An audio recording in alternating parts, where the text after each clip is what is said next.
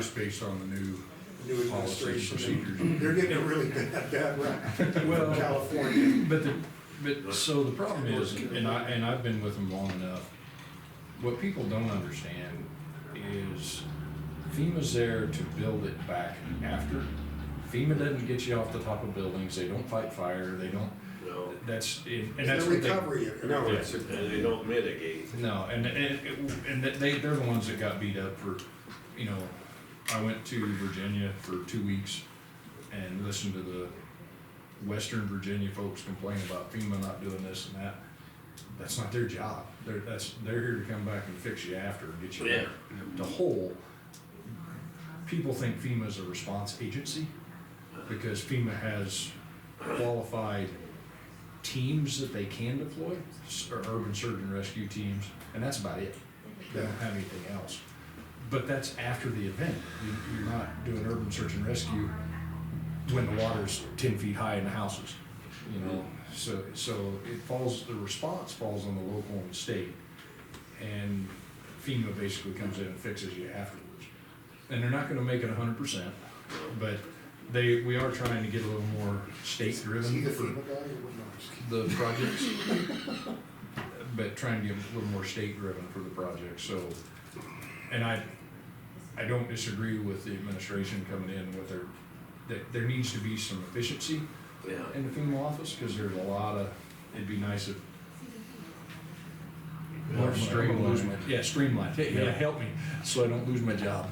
yeah, you know, there is a lot of red tape and, you Oh, know, yeah. and from when Jeff had to do some of his presidentials to now, like, the process was fairly streamlined for Darren and I when we were doing it, but there's still quite a few extra hoops to jump through that accomplish the same thing that's already been done. Right. So definitely, Redundancy. yeah, the redundancy of it. Well, and the administrative cost on the FEMA side is supposed to be under 15%. And I haven't seen a disaster in the last 10 years that haven't gone to 50%, if not 100%. It's interesting though that people better understand what FEMA's scope of responsibility is. And they don't do a real good job of publishing that. Everybody, you know, they want houses, they want trailers, they want this, they want Right. that, and Mhm. that's not what we're set up. And they weren't there to prevent it. No. And, you know, I think they're kind of getting a bad name about that too. It's like, wait a minute, I didn't, you know, that's not my role. You know? Well, I was down in, Bristol, Virginia, and then I ended up down in Bristol, Tennessee, and I actually ended up over in Ashland for a couple of days, and it was a tragic event. I'm not, you know, the big hurricane that came through, I'm not complaining. But look at the drainages you're in, look where you built your roads. Mhm. Look where your house is. Yeah, you You got know, they've 40 allowed inches. all of those things to happen. Yeah, I've been, yeah. I've- same thing with California. Yeah. You know, it's horrible that everybody lost their homes, but they were 5 feet apart. You know, Once one started, you couldn't stop it. No. It turned into a Well, it conflagration. sounds like there was virtually zero mitigation. yep. And I understand that you can't do anything at 100 miles an hour, but I do think that the magnitude of the problem could have been reduced. Yeah. Possibly, you know, you can't say. Well, the You can't- problem is, people are gonna say, I'm not gonna accept this mitigation because I like the house just the way it is. And I like these plants.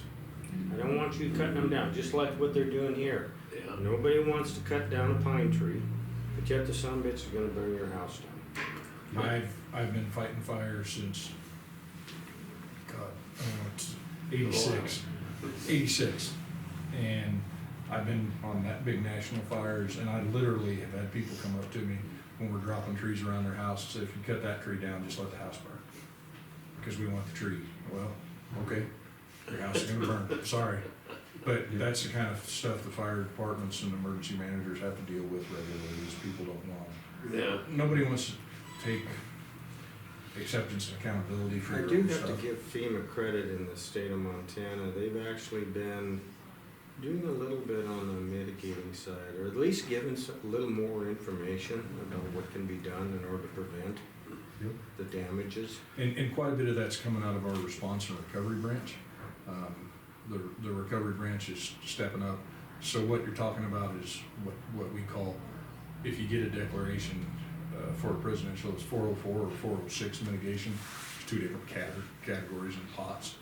The 404 comes during a presidential declaration. So we can upsize a culvert using 404 mitigation because we can't make it better unless we go through the mitigation process. Just using that as an example. Well, and we've actually pursuing that. Yeah. Yep.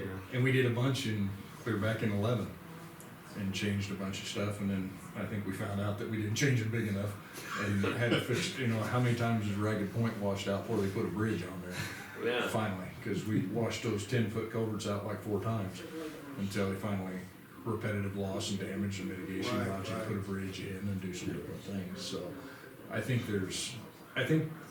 we're moving in the right direction, but the big events that get all the notoriety, they just get beat up. Doesn't matter what they do. And it's a lot of it's public misconception of FEMA and what they're there for.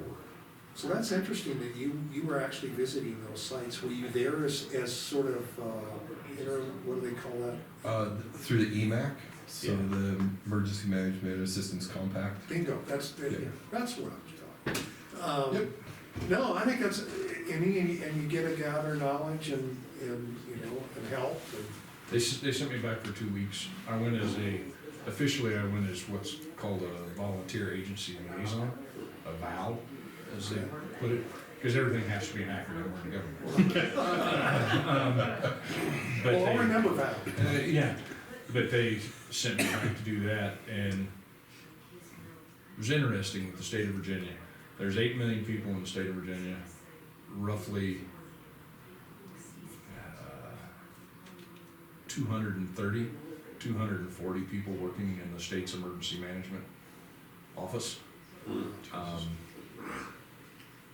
And having gone back to these other states, you always think Montana's a little bit behind. We're not as far behind as I thought we were. It showed us that we lean forward a lot more, but I think part of it's perception, part of it's how we do things. Same thing we've been doing for years on the fire side is you're used to doing more with less, Mhm. and when they have more, they don't know what to do with it. They're not as efficient. So I think there's learning opportunities and everything, and if we can get these guys certified up, I'd love to send them out with state EMAC, because just the knowledge they It's learn possible, I suppose. for those They 2 keep weeks. getting us these We'll grants. think about it. Yeah. Well, and if we do send them out EMAC, it doesn't cost the county. The only thing it does cost the county is if we send them on an EMAC deployment, which is part of some of the legislature we're trying to get Okay. passed, Yeah. that you get reimbursed from the state, and the state would get it from whoever you responded to. Right now, if we we just sent the fire trucks to California. I think they just came back too. Yes, they've been trickling in over the last Yeah. 3 days. They went back for a 2-week deployment to California. And through the EMAC process, well, those individuals, so Red Lodge and Columbus both sent engines. Well, the county picks up that tab until California reimburses. We're trying to get, so the state picks up that tab up front, Okay, and then the state gets the reimbursement, so the county's not on the because the hook. counties will Yeah. get hurt. Can get- Counties don't have those deep pockets. Yeah. Right. So that's another part of legislation that Okay. we put forward. I can use Casey Williams as an example. He went to Hawaii to go down and help with the Emergency Operations Center. He went out as he was the Yellowstone County Coordinator. He went out as a Type 3 IC, actually. And it's been a year and a half, and they still haven't got the reimbursement from Hawaii. Oh, I Or know. to That was for Yellowstone when County. Hawaii was burning, that Yeah, big fire. yeah. So that sits on the county's coffers over a couple budget seasons, and that's a challenge. So we're trying to streamline that process. So that might be some other legislative stuff we would ask for assistance from. any of that stuff that officially comes down that I can't say anything about, I'll unofficially tell Justin, and he can tell you guys. Okay. Because we're not allowed to lobby, because and neither is Justin, because we take federal funding. Right. You know, So we can't go, by the Stafford Act, we can't go up and lobby at the office, or for the legislature. You can't lobby, but you can certainly tell. And we're not even allowed to testify on certain things. I can go up and testify as a volunteer fire chief, Yeah. but I can't testify as an emergency manager for the state of Montana. Yep. And neither can Justin. He can go up and testify as a fire warden, fire chief, floodplain manager, but not emergency management, because he's in that role and gets federal funding, so. Okay, and that kind of makes sense. That's why you need to kind of get people to support and That's also why we have the MEMA. yep, the Montana Emergency Managers Association. And they're showing up to testify a little bit more, because not all their members take EMPG funding. So the people that aren't taking EMPG funding go testify, because it keeps them from being in conflict. so how do you think it's going with getting the money you need for your, in the state legislature? You never know with the zoo, with them until it's done. That's right. You really don't. I thought, what a horrible job to go in those committee rooms and sit there and, I mean, it would be really tough, but it's serious work. I mean, it's work. And so the bill that you guys talked on, it's also tied to House Bill 2, Yeah. where they're talking about giving $1 raise to the state employees every year for the next 2 biennium, so I get a buck both years. Which would be great, because I have been a state employee and got 25 cents every other year, which was a little rough. It's about 75 cents more than we ever get. Yeah, but it doesn't even give me I can't even buy a 6-pack of beer for what my raise Well, is. well, you're not keeping up with the cost of living, and it's It's tough. it's almost like that's not enough. Well, it's tough for keeping employees and Yeah. quality employees when other states are, same thing we've all discussed, so it's Right. nothing new, but, we're doing great on that side. I think we'll get some, if we can get the amendments taken out that hinder, that, we'll give you the 3 million, but you have to ask every time you wanna spend a penny. Well, that doesn't. No. We DES did just finish up. We basically went through, it's a new process in the state, basically a forensic audit for state DES. Okay. You sit in a committee and they say your budget was $5 million for everything you do. I'm just using round numbers. That's it. And the lad said, yep, and they said, okay, you're starting off at 0. Justify every dollar of that 5 million that you've spent in the last year and why you needed to spend it. So she went through that, and it was very in-depth. We came out of that very well. They're like, oh, well, you save money here, you save, wow, how'd you do, Right. and so that helps us, and the financial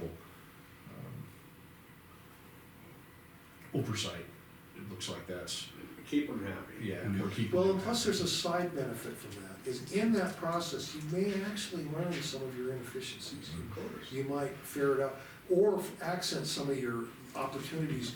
It just gives you a better feel for the detail of what you're fighting every day. Well, and even one of them, and they got down into the minutia quite a bit, so I have a state rig that is motor pool, and it's supposed to be turned back to 120,000 miles. Mine currently has 199,000 miles on it. Leaks antifreeze, it has issues, but they won't, I've had it since 15. We're 10 years, and every month we pay a lease payment. And it continues. We could have bought the vehicles, so. Oh, yeah. See, there's a classic example of inefficiency. So we're trying to figure out, it's based on how our budget's done, legislated, we have to have approval to go out as DES and buy a vehicle. Right. So so we've gotta change that. So that's some of the stuff that, you know, it became aware, Yeah, that they're like, holy crap, you're paying $600 a month for this police vehicle for 10 years. You could've got it on a 5-year note and been done and owned it and traded it in by now. So, you know, there's just some inefficiencies that they are working through, but it was nice to come through that budget hearing. I think that'll help in going forward with the money, that we can justify why we've spent what we have and why we need to spend more to try and increase the medication budget, because they gave us, was it 4 million each year the last biennium? 3.5, I thought. Yeah, and we spent all of it oh, yeah. for all these mitigation projects, like with the match for the buyout for the Busy Bee. Yep. That's that's what that Yeah. account was set up for, and so there's, I think we can prove financially that we've done a real good job. And now we gotta prove that I'm worth being out here in the field and getting paid, so that's a little rougher. Especially if you ask Darren and Justin. Me and the paperwork don't always get along real well, so I mean, you do fine, just a little lax on rosters. I'm working on it, They're watching, Oh, yeah, trust me. It's the most costly segment of the US government, except the military. I mean, so, and you would never guess. People don't understand that.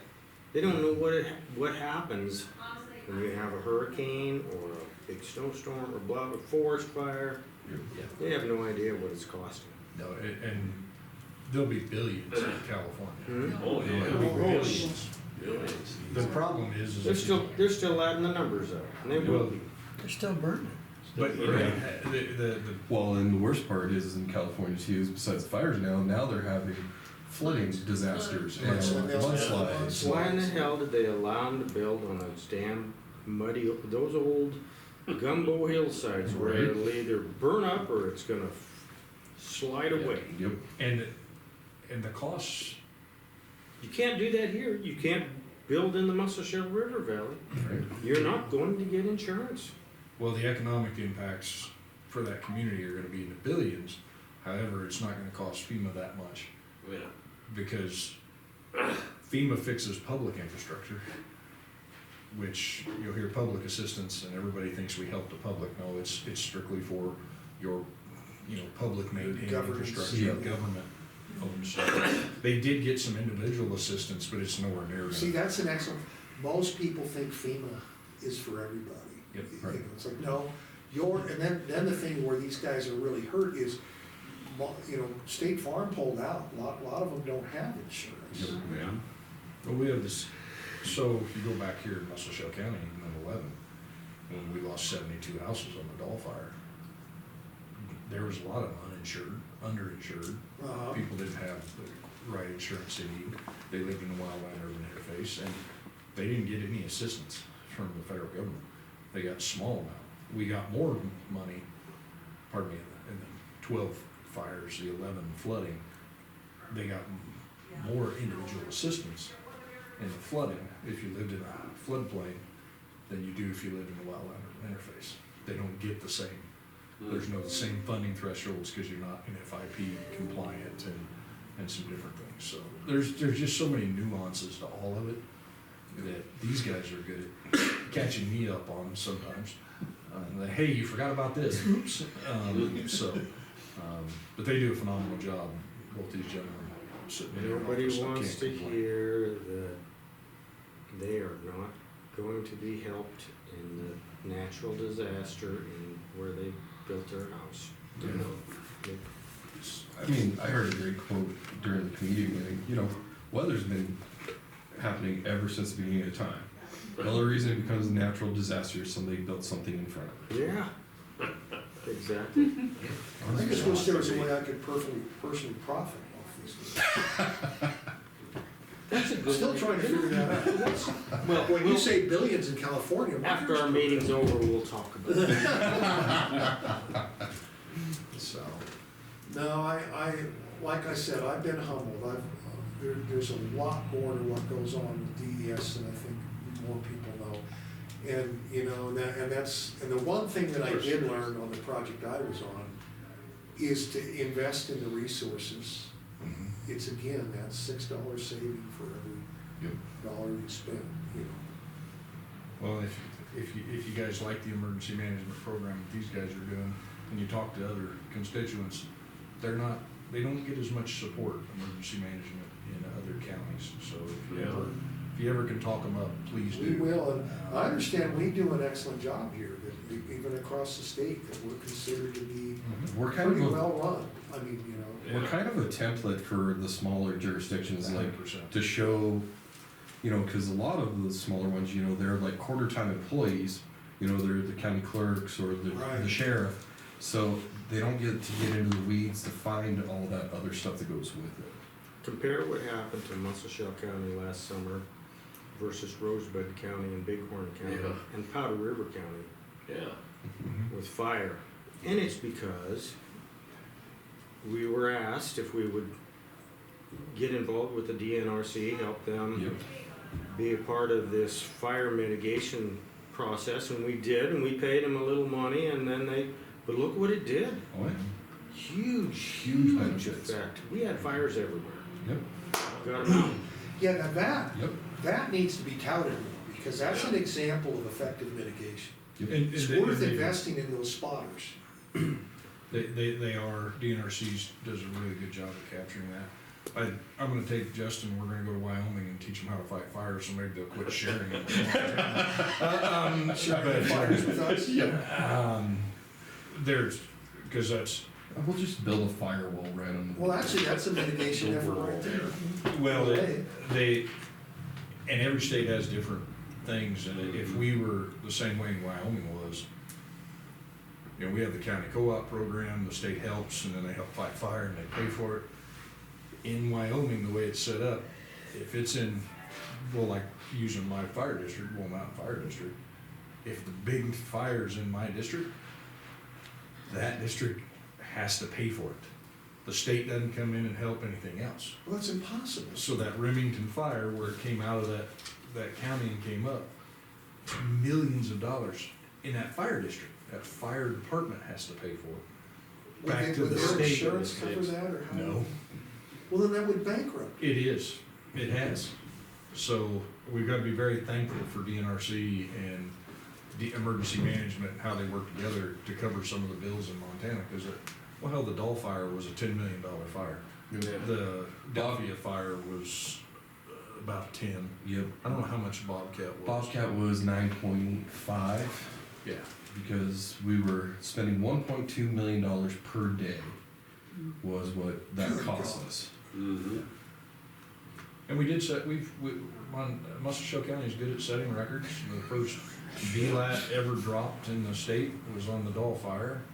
The first 2 VLATs ever dropped on the same fire was the Bobcat fire. At the So- same time. At the same time. So we set all kinds of precedents and records when we do it. But but that's $150,000 a load out of that VLAT. Yep. So it doesn't take much when they drop 5 of them to run $500,000. You know? Yeah, real quick. So, Unreal. Well, and we had the record for, so when the Bobcat, when it started pushing against the highway, we had 9 aircraft stacked at 1,000-foot intervals. That was the first time in Montana we've had that much air resources on one continuous loop for a drop. But see, that in itself is impressive to me, mhm. that they were in place and they, you know, Yep. they were on the spot and And that's where also too, we learned, helicopter pilots are crazy, but they're good. Because after the 3rd plane in succession dropped, we had what we call a tower, or column collapse. So it downdrafted, brought in all the smoke, so the planes couldn't quite see exactly where they were supposed to go. So the helicopter, instead of it being a spotter plane that was going through and leading them in, it was the helicopter. He would bring them in until they were almost, collision, and then he would peel off, and as soon as he peeled off, that's when they would Yeah. release the load, and that's how they finished it off. Yeah, it's sounds like a Mike Goffney story. it's an aerial acrobatic. During And the then Doll he'll talk when he fire. crashed and walked away from it. Well, during the Doll fire, I looked up at one time, and it looked like a World War II fighter movie. I had 22 seats lined up coming at it on the Dollfire. Really? And Yeah. they were from everywhere in the country, and and they're not pushing as much water as the big tankers, but still, it looked like a bunch of old World War II bombing squadron coming in, so it was kind of cool. So, but these guys do such an efficient job with what they do in emergency management. They're one of my leads in the state. So It's excellent to hear. I use them quite often. The help that they gave me for the Eastern Side Mutual Aid Agreement that we got signed, which we may have to revisit a little because some things changed. Yeah, we just gotta reference the new Montana code annotated, so some of the laws that we have referenced have changed, so we'll just have to update We'll that. probably be bringing that back sometime we're gonna find out if anything happens with the legislature, sorry, the next couple months, because they may change some stuff Yep. too, so we wanna have the most current. But Yep. and allowing these guys to come help when I holler, I greatly appreciate that. If I need help in another county, they come and they come and they get the same response. Yeah, that they that's do, all, so. you know, that's another positive element, you know. Like I said, I'm humbled when everything happens. And I have heard by more than one people that we're very, very well Oh, yeah. represented, you know. Well, I'm sending these guys to trainings to get them concurrent and help you guys stay on the NIMS qualification system Yeah. and stuff. And I'm pretty sure Darren was tired of taking the class last week. Yeah. He did a great job. It was rough. 4 days of it, I was tapped out, my friend. 4 days in a row was But rough. you're smarter now, That's what they tell me, yep. They give you the Keep telling me, opportunity I'm to- smarter. You know, because you guys have to fund the hotels and stuff, and that's great. I appreciate you leaning forward and trying to invest in these guys too, and get them some more training, because and there's gonna be more coming up. But there's always room for improvement, stuff we can go to. You know, like the one in Fairmont. Yeah, I'm good with that one, that's fine. Play golf there. But, Oh, they gotta pay for that out of their own money. but having county commissioners willing to back the emergency management department, Yeah. which doesn't happen in every county that I have. Doesn't happen across the state. The thing about emergency management is it's a state-required unfunded mandate. Okay. You have to have an emergency manager. Says it in code. Doesn't say they're gonna pay you for it. That's what the EMPG is to offset. So it's an unfunded mandated position that every county or taxable jurisdiction is supposed to have one. So the city of Roundup, Mhm. the town of Millstone, which they appoint these guys, which is fine. But it's all of taxable entities that way here, so, but they're investing in them and continuing to invest in them to get better people, get better services for you. It's phenomenal. And they do a great job even in the trainings. Darren doesn't think he did, but he did great. He knew more than everybody else did. He was answering the questions correct when the rest of them are like, huh? So, Such a good neither one of them give protege. themselves Such a enough good credit. boy. They're a lot smarter and more knowledgeable than they give themselves credit for. So, That's good to hear. It's better than hearing the opposite. and I'm really not trying to blow smoke anywhere. It's the honest truth. So, Well, and I really, really appreciate that, and, like I said, the more we learn, the more we realize that we're really fortunate here to have you too. and there are some stuff we can help with and, planning for the next disaster. There's some changes with the Pop G stuff. We'll work with Justin to work with the road department. I put a lot of presentations together at Mackers. And, Yeah. And I'm gonna be doing another one, I think, and so. And you're at the Mako too, which I think. Yeah, and the Mako one's tough, because they usually schedule something more exciting than DES Nice. during that time frame, so it's hard to keep all of the commissioners engaged. Yeah, I see that. But you just get, well, in Makers probably the same in Mayor Mackers. There's just so much, you go from one thing to another, But eventually, when you go to 2 or 3 of those, it starts to sink in. Mhm. You know, it's like, oh, that's what this is. Well, This is how it helps us. yeah, and you guys are a lot farther forward with your county road department, and how they work with emergency management than other